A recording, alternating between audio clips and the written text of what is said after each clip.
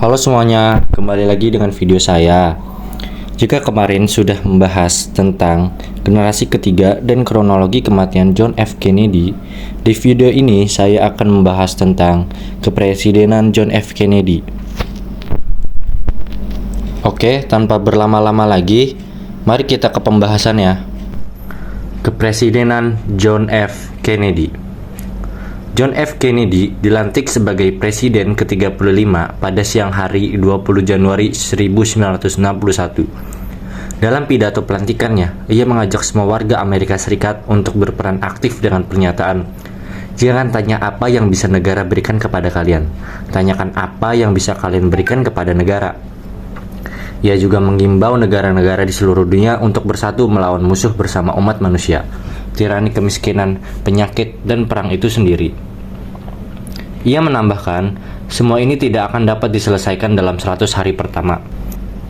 Ia juga sempat menambahkan, semua ini tidak akan dapat diselesaikan dalam 100 hari pertama, tidak juga dalam 1000 hari pertama, atau selama masa pemerintahan ini, bahkan tidak dalam seumur hidup kita di planet ini. Namun, marilah kita mulai langkahnya. Sebagai penutup, ia menyatakan keinginannya untuk menciptakan bentuk internasionalisme yang lebih luas.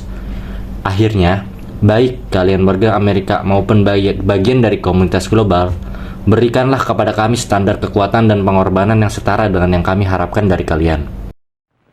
Space is open to us now, and our eagerness to share its meaning is not governed by the efforts of others.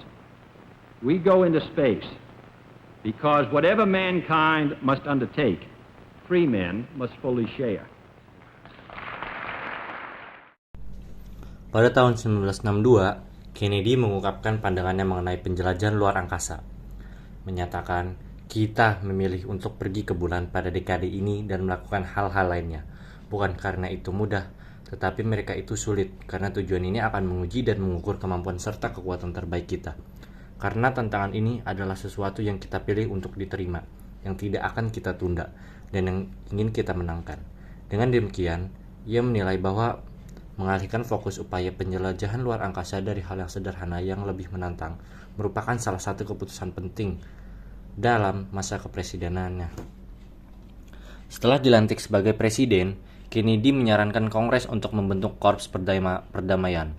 Saudara tirinya, Sargent Shriver, ditunjuk sebagai direktur pertama organisasi tersebut.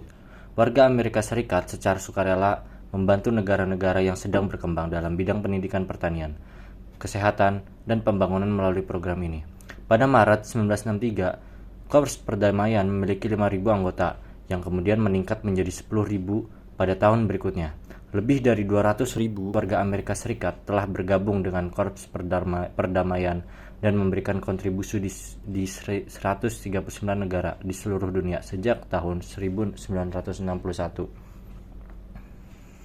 Pemerintahan Eisenhower sebelumnya merencanakan cara menggulingkan pemerintahan Fidel Castro di Kuba dengan bantuan rencana CIA.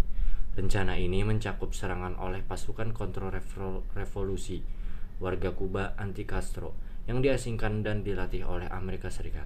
Pada 17 April 1961, Kennedy memerintahkan invasi Teluk Babi yang terdiri dari Brigade 2506 yang terdiri dari 1.500 warga Kuba mendarat di Kuba tanpa dukungan udara. Pada 19 April, pemerintah Kuba berhasil menangkap atau membunuh sebagian besar penyerbu, sehingga Kennedy harus mencapai kesepakatan untuk membebaskan 1.189 tentara yang selamat. Castro semakin waspada terhadap Amerika Serikat sebagai akibat dari peristiwa ini. Pada 28 Oktober, Khrushchev setuju untuk mengosongkan situs rudal tersebut di bawah pengawasan PBB, dan Amerika Serikat berjanji tidak akan menyerbu Kuba. Mereka juga setuju untuk menarik rudal yang sudah kadaluarsa dari Turki. Krisis saat ini mencerminkan perang nuklir yang hampir terjadi di seluruh dunia, tetapi akhirnya kedua pemimpin menunjukkan sisi kemanusiaan mereka. Selain itu, reputasi dan kredibilitas Kennedy meningkat sebagai akibat dari peristiwa ini.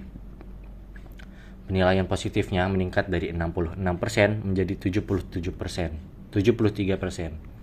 Pada tanggal 14 Oktober 1962, pesawat pengintai U-2 yang dioperasikan oleh CIA mengambil gambar yang mengungkapkan adanya pembangunan situs rudal balistik jarak menengah oleh Uni Soviet di Kuba.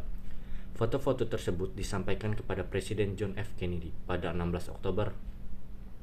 Setelah analisis, disepakati bahwa rudal-rudal tersebut memiliki sifat ofensif dan berpotensi menjadi ancaman nuklir bagi Amerika Serikat. Kennedy kemudian dihadapkan pada situasi yang sangat sulit. Melancarkan serangan terhadap lokasi tersebut bisa memicu konflik berskala besar, termasuk kemungkinan perang nuklir. Sedangkan jika ia memilih untuk tidak bertindak, hal itu justru dapat meningkatkan risiko senjata nuklir yang mendekat ke wilayah Amerika. Sebelum dia dibunuh, Kennedy juga telah mengubah kebijakan Amerika Serikat termasuk kebijakan dalam negeri, kebijakan luar negeri, kebijakan imigrasi, dan perjanjian nuklir. Selain itu, Kennedy menjalin hubungan keamanan dengan Israel pada tahun 1962. Ia memberi Israel jaminan keamanan yang tidak resmi dan sejak 1963, ia menjadi Presiden Amerika Serikat pertama yang mengizinkan penjualan senjata canggih seperti MIM-23 Hawk kepada Israel. Selain itu, ia mendukung kebijakan Israel secara diplomatik yang sering ditentang oleh negara-negara Arab tetangga, termasuk rencana pengairan Sungai Yordan. Selain itu, Kennedy juga membantu Irak dalam kudeta pemerintahan yang dipimpin Qasim. Saat mengunjungi Irlandia pada tahun 1963, John F. Kennedy menerima sambutan hangat dan penghargaan sebagai tokoh yang memiliki akar Irlandia. Kunjungan ini sangat berarti bagi rakyat Irlandia, karena Kennedy merupakan presiden pertama yang memiliki keturunan Irlandia. Selama kunjungannya, ia dihadiahi beberapa penghargaan, termasuk gelar kehormatan dari beberapa universitas. Kennedy juga mengunjungi tempat-tempat yang berhubungan dengan keluarganya dan memberikan pidato yang mengungkapkan rasa kebanggaannya terhadap warisan Irlandianya. Kunjungan ini dianggap sebagai simbol persatuan antara Amerika Serikat dan Irlandia. Oke semuanya, saya cukupkan pembahasan pada video kali ini, dan di kemudian video akan saya bahas gen-gen selanjutnya dari dinasti politik Kennedy dengan tokoh-tokoh yang tentunya baru dan tentunya akan saya bahas. Terima kasih semuanya, see you on next video.